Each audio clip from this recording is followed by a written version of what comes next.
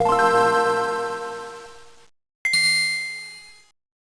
wake up in a decrepit alleyway with my head pounding, and not a single recollection of how I got there. I am only conscious of one fact. I am in another man's body. Kale, the previous owner of this body, leaves me with only one hint before disappearing into another plane of existence. To begin your investigation, start at my apartment. I follow his lead. I step into the apartment, and Kale's wife pulls a gun on me, mistaking me for an intruder. Instead of explaining to her I am a stranger inhabiting her husband's body, I tell her I have amnesia. I don't know this woman, so I figured I'd play my cards close to my chest. She vomits out a clinically detailed account of what's happened the week I've been missing, says, "I'm so glad to have you back, Kale," and immediately returns to the bedroom. My wife just went to take a nap 10 seconds after I told her I have amnesia. I couldn't believe my eyes. Surely she had more to say. Desperate for more information, I follow her. The moment I enter the room, she walks out the shower door in her underwear, gets on top of the bed, and poses like a Playboy cover girl. I started to feel sick. I approached her cautiously. I knew what I was about to walk into, but part of me still held on to some hope. I pressed the interact button, hoping, praying with every fiber of my being that my fears weren't true. As I witnessed in horror this lustful, low-poly wench awkwardly grind her crotch against my fully clothed body, another woman's face floated in my mind. A woman who looked suspiciously like the one on top of me, Madison Paige, from yet another David Cage-directed video game, Heavy Rain. And a very long, extremely voyeuristic and creepy shower scene she's featured in, which made me think of several other shower scenes featuring yet another woman written by David Cage, Jodie Holmes, a character whose likeness is based on the actor playing her. Which then made me recall when players, modded Beyond Two Souls, went in free cam during several of the shower scenes and discovered that the character's model was fully nude despite the in-game scene hiding all of the nudity through clever camera angles. I won't go too deep down the rabbit hole of video game auteur David Cage's weird history with women. It's important to acknowledge, but something that is too heavy to unpack right now. I bring these scenes up because they're heavily symptomatic of the one major fault in all of David Cage's video games. They're just too damn loud. Who showers like this? Come on, for reals. Do you shower like this? I don't shower like this. There's no reason for a shot to be blocked like this other than to titillate the player. To his credit, that's exactly what David Cage wants to do. The problem is, it's the only thing he wants to do. He wants to titillate, not ask any hard questions. He just wants to make the player feel something. If they're not being hit with a shotgun blast of emotion every other scene, then he's failed his, as Cage would call it, raison d'être. Despite being met with critical acclaim upon its release, Heavy Rain today has the reputation of the best game to play with your friends while drunk, instead of a masterpiece of interactive fiction. There's a reason why the only thing everybody remembers from Heavy Rain is something like this.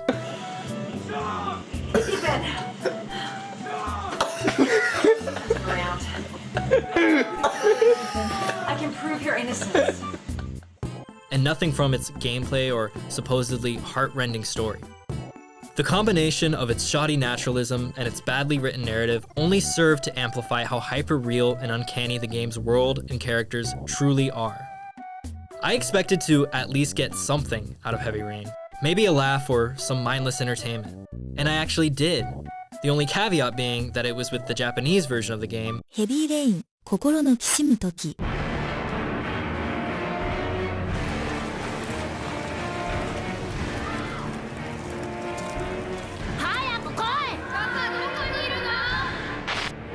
どうしたんだショーン。別に何でもない。 this is hands down the best way to play the game. I'm not saying play it in Japanese. It doesn't have to be Japanese. It could be Spanish. It could be Portuguese. Just play the game in a language other than English, and you'll get to enjoy the most novel fun Heavy Rain has to offer. What you'll experience is a densely layered triple translation. David Cage himself is a Frenchman who, if you've listened to any of the dialogue he's written, let's be honest, is a writer who obviously speaks English as a second language, yet so confidently believes that he understands how Americans talk and interact with each other. That dialogue is then passed on to the localization team of your choice. Keep in mind that this team not only has to interpret this Frenchman's 2,000-page English script into their tongue, but they also have to figure out how to convert all the cageisms, the weird, f***ed-up dialogue present throughout the game, and turn it into something that makes coherent sense in their language, while at the same time maintaining a consistent balance between style, accuracy, and cohesiveness throughout the entire game. The end result is a fascinating window into American life and culture, from the eyes of an emotionally volatile and egotistical Frenchman, told from the perspective and worldview of, in my case, a Japanese guy locked in a basement at Sony Interactive who's probably being paid pennies. The fact that David Cage paints in such broad strokes, always relying on pathos and pathos alone, is the double-edged sword that makes his scripts the perfect canvas for localization. Every single scene in Heavy Rain feels so ham-fisted, you can almost hear David Cage's pencil going down the checklist of each story beat, trying to figure out how he's going to justify showing you a virtual 10-year-old drowning in 6 hours. Let's take the opening chapter of the game, for example. Here I am in my big, expensive, disgustingly bourgeois house, running on my beautiful green lawn, under the bright, shining sun, in front of my sexy wife, who, of course, loves me, playing helicopter with my virtual son, Jason, whose brains are going to be splattered against the pavement in front of the world's most crowded mall in about 10 minutes. My other son, Sean, grins at me from ear to ear, completely oblivious to the fact that 15 minutes after seeing his brother Jason be pressed to death by a 4,094-pound automobile, he is going to be kidnapped by a serial killer.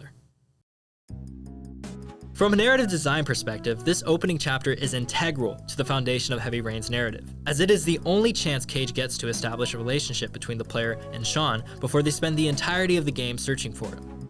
So David Cage, instead of fostering a genuine relationship between Ethan and his family, instead chooses to scream in the player's ear. Look at how happy he is. He has a big house, a hot wife, and kids who don't hate him. You don't want him to lose all this, do you? Imagine if it was you. You may have noticed how I still haven't extracted any dialogue from the game to prove my case, but the dialogue is so flat and so unbelievable, you would probably die from boredom listening to an analysis of it. Anytime Ethan and his family interact, the game's naturalistic presentation violently nosedives into the uncanny valley. It's like David Cage wrote down on his brainstorming sheet for what a dad does. 1, loves his wife. 2, plays with his kids. 3, feeds them. And just stop there. I am more than willing to lose myself to a game emotionally. I cried the first time I played The Last of Us, and I was borderline sobbing at the end of Mother 3. These games have family dynamics deeply embedded in their narratives. I didn't cry because the writers of these games just wanted to make me feel shit. The cry-worthy moments in those games came from nowhere. There was something I could not predict. I cried because they earned it. I cried because it caught me off guard. Heavy Rain telegraphs its emotional moments so clearly, I always felt more patronized than invested. The game tries so hard to present itself as a grounded and gritty world, yet Ethan can drive 80 miles an hour against oncoming traffic, magically near missing a collision with every car on the road because, why? He just loves his son that much. It's a world in which a private eye just happens to walk in on a sexual assault, a burglary, and a suicidal single mother back to back within the span of 3 days. Why? I guess Cage just wants you to suppose Mr. Gumshoe's just having a shitty week. Why was a statement that constantly echoed in my mind playing Heavy Rain. As I rapidly spun the left and right joysticks in circles to suppress a PTSD attack Ethan was having, I thought to myself, why? When I found myself playing as the only female character in the game, forced to tastelessly press cross, circle, and triangle in quick succession not to get raped. This is an actual scenario in the game, I'm not making this up. I thought to myself, I wonder what Yu Suzuki, creator of Shenmue and the inventor of the QuickTime event, would think of this. And I once again asked, why? I told myself, for the sake of credibility when writing about this game, that I would see my third playthrough all the way to the end. But I was beginning to feel like a prisoner, like a man quite literally caged within the mind of Cage. Despite Heavy Rain presenting me with such a wide array of multifaceted choices, quote-unquote dynamic QuickTime events and endings, I never once felt like I was ever a part of the narrative. Let's talk about a game that came out 27 years before Heavy Rain, titled ポートピア連続殺人事件 This is a game that boasted the same sort of experience Heavy Rain shilled so hard during its marketing campaign, a dramatic, adult, interactive adventure. The difference is Portopia serial murder case actually delivers on that promise without completely embarrassing itself, and this was 40 years ago. Of course, the gameplay is rather simple compared to Heavy Rain. You are presented with a picture of an environment and are then given 7 choices on how to interact with said environment. Despite how archaic this UI looks by today's standards, from the beginning to the end, you are in the driver's seat the entire time. There is not one point where you can sit on your ass and the story keeps moving. With every action, there is an equal reaction. You can choose to investigate deeper into a picture frame hanging in the background. There could be something written behind the picture. It may be attached to a weight that opens a secret door, or there could be nothing out of the ordinary about it. The point is, you don't know. In Portopia serial murder case, every item and every person is a mystery. You have to actually be a detective to progress, creating a solid feedback loop between you and the game world. The game is so dynamic, there's even points where the game might end early if you don't have good intuition and are too eager to solve the case. The player at all times remains an active agent in the story with every single choice they make. The curtain on any event or situation doesn't close unless you do it yourself. Whereas in Heavy Rain, no matter the decision, you know you're still at the mercy of a bad director-writer in the high-fidelity dollhouse he wants you to play in.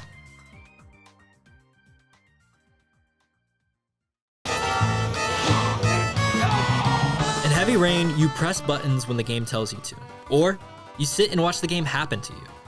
Instead of offering you any interesting choices, the exciting conflicts you deal with are things like kissing your wife or not kissing her, fight the big scary criminal or die, watch a cop beat someone up unwarranted or do something about it. Cage wants to fool you into thinking he's asking tough questions, but at the end of the day, you go to any parent and ask if they're willing to die for their child, 90% of the time, they'll say yes. I had Heavy Rain hyped up in my mind for years before playing it, and I fell for its promises of being a groundbreaking and dramatic interactive adventure, even though it's barely interactive and barely an adventure game. It's a game that has almost nothing to say, and is constantly running away from that fact. The game's minute-to-minute controlled and orchestrated releases of emotion are only there to cover up the fact that David Cage either doesn't have the faith in himself or the player to actually engage in a story that doesn't rely on constant waves of instant gratification. I'd hate to play armchair psychologist with such a mediocre game, but if Heavy Rain were to be a reflection of David Cage's worldview, I'd say it's a very black and white one. The politics in Heavy Rain drive this point home clearly. Take the opening cinematic, for example. It makes an explicit attempt to show off the city, its worn and sordid locales, and the everyday lives of the people who live in it. We get these admittedly cool-looking close-ups of various people throughout the city, and then we never see them again. This kind of opening would make much more sense in a game where you're constantly venturing through the game's setting and always crossing paths with the people who live in it, say a game like Shenmue. Excuse me. Huh? Who the hell you think you are? But this game rarely offers you any interactions with anybody outside of the main ensemble cast. I do understand that in a narrative-driven AAA game with graphics that look as pretty as Heavy Rain's, you can't just fill the game with environments and characters willy-nilly. I will concede that there is such a thing as money. But when I first saw this cutscene, I couldn't help but think the city was going to be a bigger character than it actually was. The game is less focused on making you feel a part of the setting than it is about tossing you schizophrenically back and forth between its boring, claustrophobic locales. In this game, you spend more time in rooms than you ever do on the street. Cage tries to paint a more vivid picture of the city by scraping at some really vague political economic commentary about how much it sucks to live in shithole Philadelphia, but never goes any further beyond statements like, "Damn, it sure does suck to be poor. Rich people are dicks," and "Cops suck." I'm down to roast pigs on the fire as much as the next guy, but I can't help but feel a little patronized with how blatantly evil Norman Jayden's partner is. This guy, Blake, is literally Satan. Asshole, you fucked up! You forgot about the camera in What's the up with you, interrogation Norm? Why you room. getting cold We got it feet? all on You don't look film. at your hands, You're suspended, sir. Jayden. I thought you wanted to You're save that design kid. way. I'm gonna say yes, Norm Mars. Dave. Just Doesn't because mean he's you a vice that doesn't mean doesn't that mean you're that fucking you're mouth. I can only assume he was meant to be the sort of devil on the player character's shoulder, but this guy is such a cartoon dick. His way of doing things never sound the least bit appealing. He's always grimacing, kicking in doors unprovoked, beating up innocent civilians, in too much of a hurry to use his gun or yelling at you. There's never any real layer of redemption to Blake. There's nothing that makes him a believable person. I find it extremely hard to believe that this guy really climbed so far up the ranks to become a detective for a job that he seems to hate so much. Let's close this out by taking a look at an adventure game made by another video game auteur with anger issues, LA Noire. It's pretty ironic that even an alleged totalitarianistic asshole like Brendan McNamara has more to say about police corruption than David Cage. LA Noire is the perfect example of a game that actually wants you to feel part of the game's setting. It's a game where the city itself, the people, and the institutions within it actually feel a part of the story.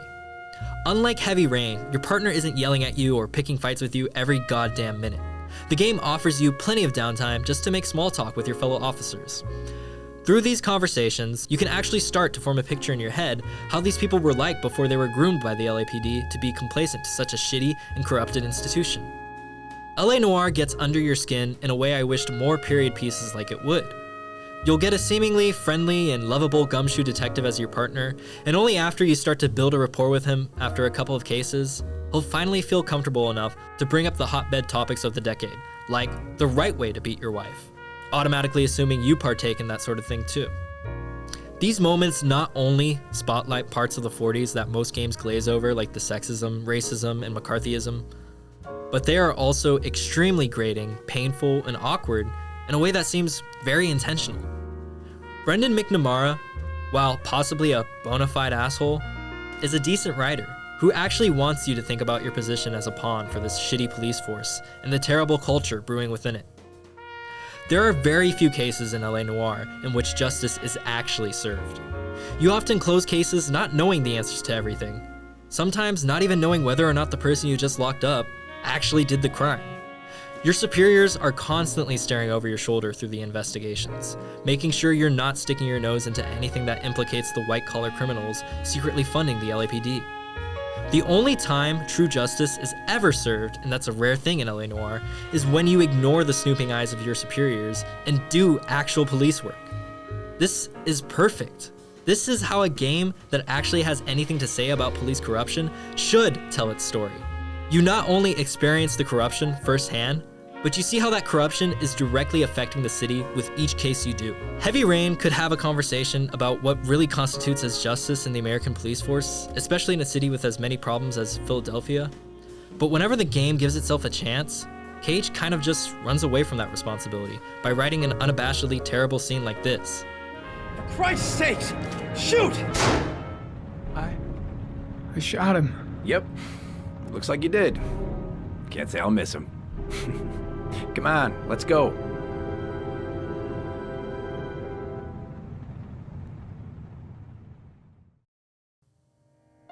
Playing through the entirety of Heavy Rain in Japanese, the 3 hours of Omicron I played before turning it off, finishing Heavy Rain a second time in English and a third time, and having had experience with several adventure games that were not written by David Cage, I am now equipped with the expertise to know that the rest of Quantic Dream's games are all probably shit and lay in some middle ground between a sort of decent video game and some fucked up rendition of whatever cooler thing David Cage was reading or watching at the time. The single prostitute mother struggling to pay the bills.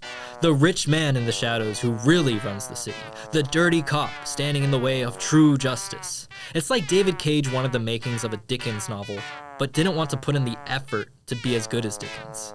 I will admit, Heavy Rain is one of the prettiest looking games of the PS3 era. Its fixed camera angles and minimalist UI are elements that are genuinely refreshing in a AAA blockbuster of its kind. However, its scope is far too ambitious for the actual writing quality of the game. What's unfortunate about all those funny Heavy Rain compilations on YouTube is that they don't show all the mediocrity you have to endure to actually get to all the laughably bad parts. The game itself is a dud. A dud! An extremely boring dud.